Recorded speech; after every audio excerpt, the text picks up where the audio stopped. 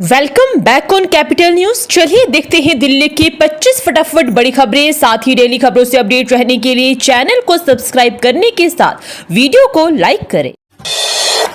महिला कर्मचारियों को काम के घंटों के बाद ऑफिस में न रोका जाए, दिल्ली सरकार का सख्त आदेश। दिल्ली सरकार के महिला एवं बाल विकास विभाग ने ब्रांचों को सुनिश्चित करने का निर्देश दिया है कि महिला कर्मचारियों को काम के घंटों के बाद ऑफिस में न रोका जाए जब तक कि बहुत जरूरी न हो। विभाग ने यह भी कहा है कि अगर महिलाओं को देर तक काम करना पड़ता है तो उन्हें सुरक्षित रूप से घर छोड़ने का उचित इंतजाम भी किया जाए। महिला कर्मचारियों की सुरक्षा सुनिश्चित करना विभाग की जिम्मेदारी। तिहाड़ को लेकर मुख्यमंत्री रेखा गुप्ता की बड़ी घोषणा, दिल्ली शहर से बाहर की जाए जेल, हो चुकी है शुरुआत। दिल्ली सरकार राजधानी की न्यायिक व्यवस्था को मजबूत करने और न्याय तक आम लोगों की पहुंच आसान बनाने के लिए कई स्तरों पर काम कर रही है। इसमें तिहाड़ जेल को दिल्ली के शहरी क्षेत्रों से बाहर स्थानांतरित करने की योजना भी शामिल है। मुख्यमंत्री रेखा गुप्ता ने society of Indian law firms की 25वीं वर्षगांठ के अवसर पर आयोजित मेडिएशन सेंटर के शुभारंभ पर आयोजित कार्यक्रम में ये बात कही। कार्यक्रम में अटॉर्नी जनरल और वेंकटरमणि समेत कई वरिष्ठ लोग मौजूद रहे। मुख्यमंत्री ने कहा कि न्यायिक ढांचे की मजबूती दिल्ली सरकार की प्राथमिकताओं में शामिल है। इसी सोच के तहत केंद्र सरकार ने बीते वर्षों में सैकड़ों अप्रचलित कानूनों को समाप्त किया है और करीब 1500 कानून हटाए। दिव्य कला मेले में दिव्यांग कलाकारों की प्रदर्शनी ने किया मंत्रमुग्ध, सीएम रेखा गुप्ता ने किया उत्साहवर्धन। दिव्यांगता मात्र एक शारीरिक स्थिति है, ना कि क्षमता की कसौटी। कलाकार अमित खुद नहीं बल्कि उनकी कुचियां स्वाद करती है। पहाड़ों, गांवों और राजा रानी जैसे ना जाने कितने कहानियां सुनाती है, खूब सारी बातें करती है जिसमें सच्चाई और सपने दोनों है।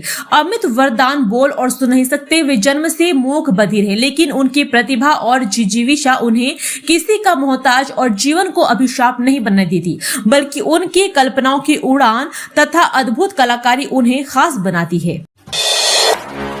सर्दियों के दौरान भी राजधानी में नहीं जल रही पराली, दिल्ली सरकार ने गिनाई प्रदूषण नियंत्रण की उपलब्धियां। सर्दी के दौरान इस बार कम हुई पराली जलाने की घटनाओं को दिल्ली सरकार ने प्रदूषण नियंत्रण के क्षेत्र में अपनी उपलब्धि माना है। मुख्यमंत्री रेखा गुप्ता ने कहा है कि इस साल शीत ऋतु के दौरान दिल्ली में पराली जलाने की कभी घटना दर्ज नहीं हुई है। उन्होंने कहा है कि ऐसा दिल्ली सरकार की प्रदूषण नियंत्रण नीति को सख्ती से पालन कराने के साथ साथ पराली जलाने के दुष्परिणाम के बारे में किसानों को जागरूक करने से संभव हो सका है।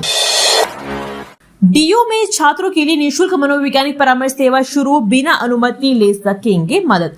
दिल्ली विश्वविद्यालय ने विद्यार्थियों के मानसिक स्वास्थ्य को प्राथमिकता देते हुए एक अहम पहल की है। विश्वविद्यालय के डीन छात्र कल्याण कार्यालय में अब मनोवैज्ञानिक की नियमित परामर्श सेवा शुरू की दी गई है। यह सुविधा पूरी तरह निःशुल्क होगी और किसी भी विद्यार्थी को परामर्श के लिए पूर्व अनुमति लेने की आवश्यकता नहीं होगी। छात्र सीधे निर्धारित समय तक आकर मनोवैज्ञानिक से मिल सकते हैं।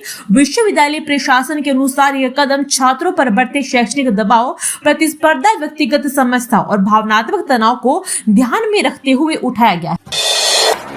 भारत मंडपम में 17वीं 19वीं सदी के युद्ध शास्त्रों ने रचे इतिहास, भवानी तलवार की सबसे ज्यादा होती रही चर्चा। सनातन राष्ट्रीय शंखनाद महोत्सव में आयोजित प्रदर्शनी में 17वीं शताब्दी से लेकर 19वीं शताब्दी तक के ऐतिहासिक और शिवा महाराज के काल के शानदार शस्त्रों को प्रदर्शित किया गया। इसमें छत्रपति शिवाजी महाराज की भवानी तलवार आकर्षण का केंद्र रही। वह शिवाजी के बख्तर, मंगल पांडे की बंदूक, रानी लक्ष्मीबाई की तलवार, भाला, तोप, गोला, बारूद, गुर्ज और स्वतंत्रता सेनानी सुभाष चंद्र बोस के रक्षकों के दुर्लभ शस्त्रों को भी प्रदर्शनी में प्रदर्शित किया गया, जो भारतीय शौर्य और समृद्ध सनातन संस्कृति की गौरव गाथा पेश कर रहे थे। इसके अलावा कुछ शस्त्रों पर साहस, शौर्य और संयम को परिभाषित करने वाले वेद व मंत्र भी उकेरे।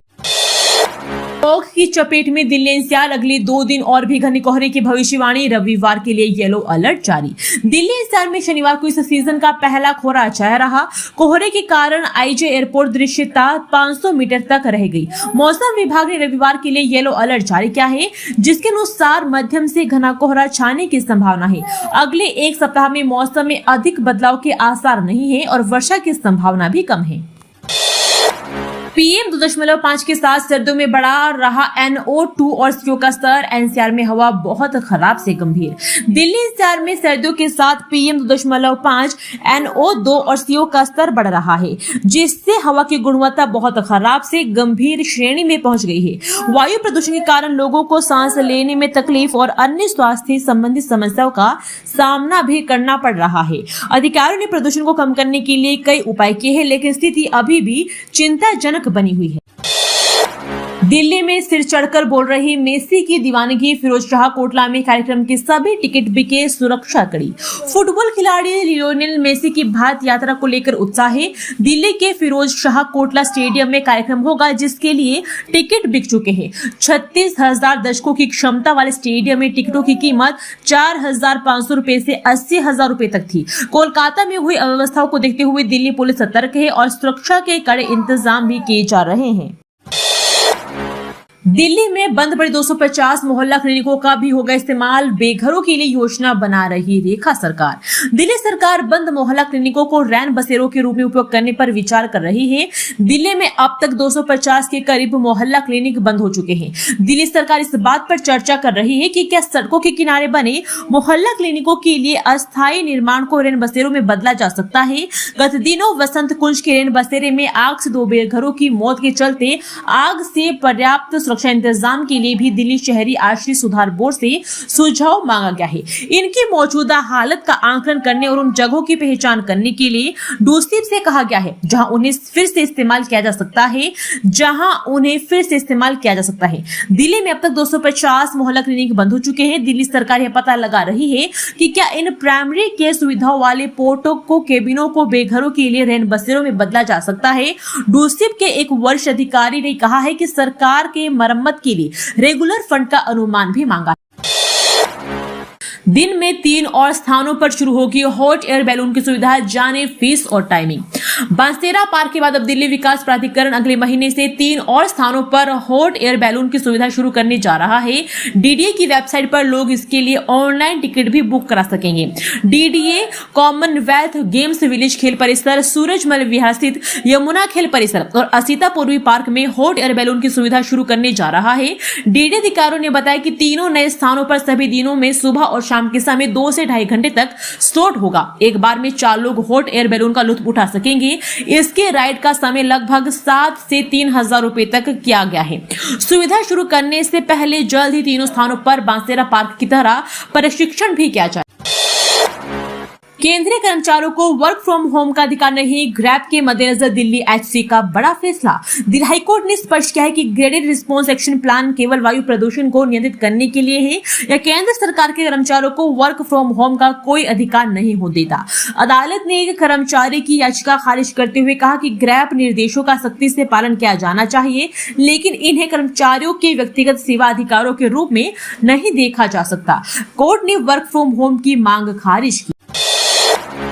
ज्यादा वेतन, बड़ा पद, पायलट्स को श्रम कानूनों से बाहर नहीं कर देता। दिल्ली ने खारिज की एयरलाइन की अपील। दिल्ली हाईकोर्ट ने किंग एयरवेज की सभी अपीलें खारिज करते हुए कहा कि एयरलाइन पायलट औद्योगिक विवाद अधिनियम के तहत वर्कमैन माने जाएंगे। कोर्ट ने कहा कि कर्मचारी का वेतन, पद या उड़ान के दौरान कमान संभालना उसे श्रम कानूनों से बाहर नहीं करता। अदालत ने पायलटों को बकाया वेतन और अन्य भुगतान देने के आदेश को चुनौती देने वाली एयरलाइन की दलील खारिज कर। दिल्ली में इन गाड़ियों का गहरा संकट। 3,000 पहले ही हटी, बाकी इस महीने हो जाएगी रिटायर। दिल्ली में लास्ट माइल कनेक्टिविटी के लिए शुरू की गई रूरल सर्विस गाड़ियां अब बंद होने वाली है। 6,000 में से 3,000 गाड़ियां पहले ही हट चुकी है और बाकी 3,000 भी जल्द ही हट जाएगी। सरकार इलेक्ट्रिक गाड़ियां चलाने की इजाजत दे रही है, लेकिन पेंडिंग चालान और फीस की वजह से कई लोग नई गाड़ियां नहीं खरीद पा रहे हैं। चालकों ने सरकार से एमनेस्टी स्कीम लागू करने की मांग की है ताकि उन्हें राहत मिल सके। दिल्ली में तेजी से बन रही वॉल टू वॉल सड़कें, सीएम ने विधायकों को दिए निर्देश। मुख्यमंत्री रेखा गुप्ता ने कहा कि दिल्ली सरकार प्रदूषण को कंट्रोल करने के लिए कई मोर्चों पर काम कर रही है, जिसमें धूल के प्रदूषण को खत्म करना सबसे अहम है। इसके लिए दिल्ली में वॉल टू वॉल सड़कें तेजी से बनाई जा रही है और उन्होंने पिछली सरकार पर ठोस प्लान न बनाने का आरोप लगाया और लोगों से प्रदूषण कंट्रोल में सक्रिय भूमिका निभाने की अपील की। उन्होंने शालीमार बाग में कई विकास प्रोजेक्ट्स का उद्घाटन। स्ट्रोक के इलाज में क्रांतिकारी शुरुआत, बीमारी के सटीक डायग्नोसिस से लेकर रिहेबिलिटेशन तक एआई की दमदार एंट्री। दिल की बीमारी की तरह अब स्ट्रोक भी तेजी से लोगों को अपनी चपेट में ले रहा है, लेकिन इस बीमारी को लेकर जागरूकता की भारी कमी लोगों को जिंदगी भर की दिव्यांगता के साथ जीने को मजबूर कर रही है। पहले बुजुर्गों तक सीमित मानी जाने वाली अब बीमारी अब युवाओं में भी खतरनाक गति से फैल रही है। भारतीय परिदृश्य में उपलब्ध आंकड़ों के अनुसार हर 3 में से एक व्यक्ति स्ट्रोक के जोखिम में है। स्ट्रोक के इलाज में अब आर्टिफिशियल इंटेलिजेंस उम्मीद की नई किरण बनकर उभरा है। एआई की मदद से न केवल स्ट्रोक का तेजी से और सटीक डायग्नोस किया जा सकता है, बल्कि इसके वर्गीकरण और सही उपचार पद्धति तय करने में भी मदद मिल रही है। करोल बाग में मस्जिदों के निर्माण पर उठा सवाल, बौद्ध संघ अध्यक्ष ने गृह मंत्री अमित शाह को लिखा पत्र। भारतीय बौद्ध संघ के अध्यक्ष वंदे संघप्रिय राहुल ने करोल बाग क्षेत्र में कुछ वर्षों से मस्जिदों की संख्या बढ़ने पर चिंता जताते हुए मामले की जांच के लिए केंद्रीय गृह मंत्री अमित शाह तथा मुख्यमंत्री रेखा गुप्ता से आग्रह किया है। साथ ही मांग करते हुए कहा कि धार्मिक स्थलों के निर्माण से पहले जिला प्रशासन तथा पुलिस से अनापत्ति प्रमाण पत्र को अनिवार्य किया जाए। इससे कई संदिग्ध गतिविधियों और बड़े खतरों को समय रहते रोका जा सकता है। उन्होंने गृह मंत्री को लिखे पत्र में चिंता जताते हुए कहा है कि करोल बाग क्षेत्र में 1% भी मुस्लिम आबादी नहीं है, लेकिन हाल के वर्षों में मस्जिदों की संख्या 10 से अधिक हो गई है। करोल बाग, टैंक रोड, बापानगर, नाईवालान व जोशी रोड जैसे इलाकों में मस्जिदों का निर्माण हुआ है, जो पूरी तरह से हिंदू बहुल क्षेत्र है। यह संयोग नहीं बल्कि प्रयोग लग रहा है। विहिप की हिंदुओं को सलाह, हिंदू समाज क्रिसमस से बनाए दूरी, धर्मांतरण का जताया शक। विश्व हिंदू परिषद ने हिंदू समाज को क्रिसमस से दूरी बनाए रखने की सलाह दी है। विहिप के धर्मा जागरण समन्वय विभाग ने धर्मांतरण की आशंका जताई है। उनका मानना है कि क्रिसमस के दौरान धर्मांतरण की गतिविधियां बढ़ सकती है। विहिप ने हिंदुओं से अपने परंपराओं का पालन करने और सतर्क रहने का आग्रह किया है, ताकि उनकी धार्मिक पहचान सुरक्षित रहे। दिल्ली के लालबाग में खाना बनाते समय सिलेंडर फटने से मचा हड़कंप, दंपति समेत 3 बच्चे मामूली रूप से झुलसे। आदर्श नगर थाना क्षेत्र के लालबाग में शुक्रवार की सुबह घर में खाना बनाते हुए छोटा सिलेंडर फट गया, जिससे पति पत्नी समेत उनके 3 बच्चे झुलस गए। आनंद फानन में सभी को जहांगीरपुर स्थित बाबू जगजीवन राम अस्पताल ले जाया गया, जहां से प्राथमिक उपचार के बाद सभी को सफदरजंग अस्पताल के लिए रेफर कर दिया गया है, जहां इन सभी का इलाज जारी है। सभी घायल खतरे से बाहर बताए जा रहे हैं। पुलिस ने संबंधित धाराओं में मामला दर्ज कर जांच शुरू कर दी है। जानकारी के मुताबिक 30 वर्षीय अमित परिवार के साथ लालबाग स्थित एक कमरे में रहते हैं, नौकरी कर परिवार का गुजारा करते हैं। शुक्रवार सुबह करीब 7 बजे इनकी पत्नी वंदना 5 लीटर वाले सिलेंडर पर खाना बना रही थी, तभी अचानक से सिलेंडर फट गया, जिससे पास में ही मौजूद अमित, इनकी 7 वर्षीय बेटी वंदना, 9 वर्षीय बेटा आयुष और 2 वर्षीय बेटा झुलस। फर्जी डर्मेटोलॉजिस्टों के खिलाफ कार्रवाई के लिए राज्यसभा में प्रस्ताव लाने की तैयारी, सांसद विवेक तनखा ने दिया आश्वासन। देश भर में त्वचा संबंधी रोगों का फर्जी डॉक्टर उपचार कर रहे हैं, इससे लोगों की जानें भी गई है। इसे देखते हुए राज्यसभा सदस्य विवेक तनखा ने संसद में ऐसी फर्जी डॉक्टरों की शिकायतों के संबंध में सवाल पूछा था। इस पर राष्ट्रीय चिकित्सा आयोग ने जवाब दिया कि उसके पास कोई शिकायत नहीं पहुंची है। इस पर Indian association of dermatologist, venereologist and leprologist के सदस्यों ने संसद से मुलाकात कर ज्ञापन सौंपा है। इसमें एसोसिएशन की तरफ से उन्हें फर्जी डॉक्टर संबंधित शिकायतें सौंपी गई है, जो उन्होंने राष्ट्रीय चिकित्सा आयोग और राज्य के चिकित्सा प्रकोष्ठ को सौंपी है। दिल्ली में अंतर्राज्यीय साइबर ठगी का खुलासा, म्यूल बैंक खातों के जरिए धोखाधड़ी करने वाले 2 छात्र जालसाज गिरफ्तार। राजेंद्र नगर थाना पुलिस की टीम ने एक अंतर्राज्यीय साइबर ठगी से जुड़े म्यूल बैंक खाते का भांडाफोड़ करते हुए 2 जालसाजों को गिरफ्तार किया है। गिरफ्तार जालसाजों की पहचान रंजीत नगर के मिशु सचदेवा और वेस्ट पटेल नगर के प्रांशु के रूप में हुई है।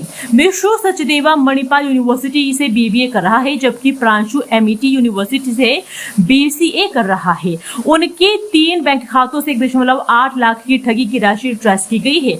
आरोपितों ने 5 बैंक अकाउंट भी खुलवाए थे। अंतर्राष्ट्रीय जनमंगल सम्मेलन में आचार्य प्रसन्न सागर का संदेश, योग और उपवास भारतीय संस्कृति की अमूल्य देन। अंतर्मना आचार्य प्रसन्न सागर जी महाराज ने कहा कि योग और उपवास दोनों भारतीय संस्कृति की अमूल्य देन है। योग शरीर और उपवास आत्मा की शुद्धि का माध्यम है। योग, ध्यान और उपवास भारतीय संस्कृति के ऐसे आधार है जो जीवन में निरोगता, संयम और आत्मशक्ति का संचार करते हैं।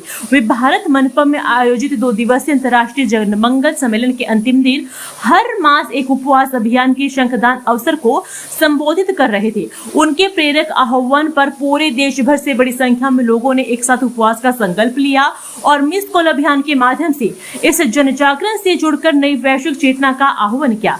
शनिवार को एक साथ उपवास के लिए 4,38,000 से अधिक लोगों ने मिस्ड कॉल किया। डीयू में व्यवस्था की भेंट चढ़ी। सेमेस्टर परीक्षाएं समय पर प्रश्न पत्र नहीं पहुंचने पर एबीवीपी ने किया विरोध प्रदर्शन। दिल्ली विश्वविद्यालय में सेमेस्टर परीक्षाएं अव्यवस्था का शिकार हुई है।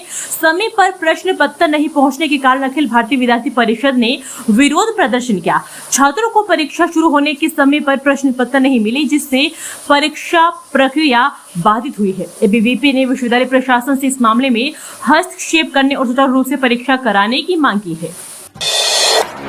राबड़ी देवी की स्थानांतरण याचिका पर सीबीआई का कड़ा विरोध। 15 दिसंबर को होगी अगली सुनवाई। राउस एवेन्यू स्थित प्रधान जिला एवं सत्र न्यायाधीश की अदालत ने आईआरसीटीसी होटल घोटाला मामले की सुनवाई के दौरान सीबीआई ने पूर्व बिहार मुख्यमंत्री राबड़ी देवी की स्थानांतरण की मांग याचिका का कड़ा विरोध किया। प्रधान जिला एवं सत्र न्यायाधीश दिनेश भट्ट ने सीबीआई की दलीलें सुनने के बाद अगली सुनवाई की तारीख 15 दिसंबर तय कर दी है। से हेल्प ऐप के प्रति जागरूकता के लिए दिल्ली पुलिस ने निकाली ऑटो रैली। निर्भया की मां आशा देवी ने दिखाई हरी झंडी। से हेल्प ऐप के प्रति जन जागरूकता के लिए मध्य जिला पुलिस ने शनिवार को मध्य जिला में ऑटो रिक्शा चालकों के जरिए रैली निकाली। रैली में 500 से अधिक ऑटो रिक्शा चालकों ने हिस्सा लिया। जन जागरूकता कार्यक्रम में निर्भया की मां आशा देवी ने ऑटो रिक्शा की रैली को हरी झंडी दिखाकर रवाना किया। डीसीपी मध्य जिला निधिन वालसन का कहना है कि पुलिस ने कम्युनिटी स्टेक होल्डर्स के साथ मिलकर महिलाओं की सुरक्षा और इमरजेंसी रिस्पांस के लिए से हेल्प मोबाइल एप्लीकेशन के जरिए बड़े पैमाने पर जन जागरूकता कार्यक्रम आयोजित किया। यह एक वॉइस एक्टिवेटेड और SOS बटन वाला सेफ्टी ऐप है, जिसका मकसद महिलाओं और बुजुर्ग नागरिकों को संकट के समय तेजी से मदद पहुंचाना है। इस पहल के तहत मध्य जिला के सार्वजनिक जगहों और भीड़ भाड़ वाले इलाकों में ज्यादा से ज्यादा लोगों तक पहुंचने और जागरूकता बढ़ाने के लिए उनकी छतों पर से हेल्प जागरूकता के बैनर लगाए गए।